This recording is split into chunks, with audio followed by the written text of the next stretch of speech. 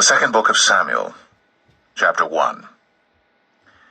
Now it came to pass after the death of Saul, when David was returned from the slaughter of the Amalekites, and David had abode 2 days in Ziklag, it came even to pass on the third day that, behold, a man came out of the camp from Saul with his clothes rent, and earth upon his head. And so it was when he came to David, that he fell to the earth, and did obeisance. And David said unto him, From whence comest thou? And he said unto him, Out of the camp of Israel am I escaped. And David said unto him, How went the matter? I pray thee, tell me. And he answered, That the people are fled from the battle, and many of the people also are fallen and dead.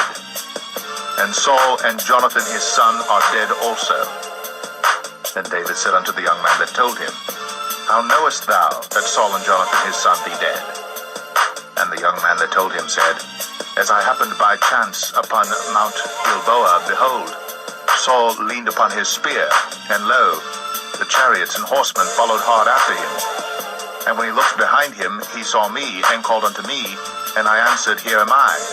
And he said unto me, Who art thou? And I answered him, I am an Amalekite. He said unto me again, Stand, I pray thee, upon me, and slay me, for anguish is come upon me, because my life is yet whole in me. So I stood upon him, and slew him, because I was sure that he could not live after that he was fallen. And I took the crown that was upon his head, and the bracelet that was on his arm, and have brought them hither unto my lord.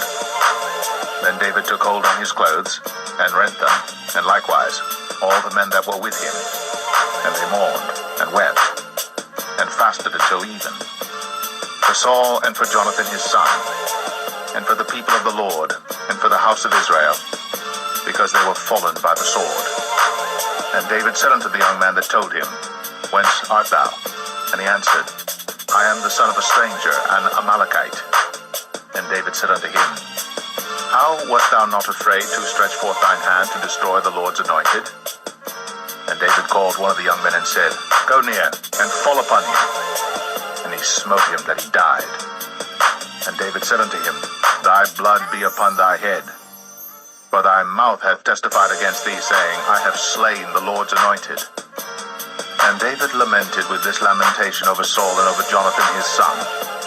Also he bade them teach the children of Judah the use of the bow. Behold, it is written in the book of Jasher, The beauty of Israel is slain upon thy high places. How are the mighty fallen? Tell it not in Gath.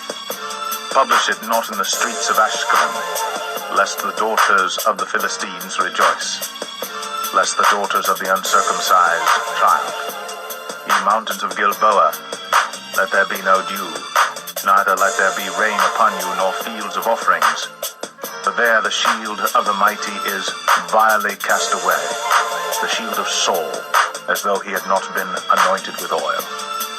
From the blood of the slain, from the fat of the mighty, the bow of Jonathan turned not back, and the sword of Saul returned not empty. Saul and Jonathan were lovely and pleasant in their lives, and in their death they were not divided. They were swifter than eagles, they were stronger than lions. Ye daughters of Israel, weep over Saul, who clothed you in scarlet with other delights, who put on ornaments of gold upon your apparel. How are the mighty fallen in the midst of the battle? O Jonathan, thou wast slain in thine high places. I am distressed for thee, my brother Jonathan. Very pleasant hast thou been unto me. Thy love to me was wonderful, passing the love of women.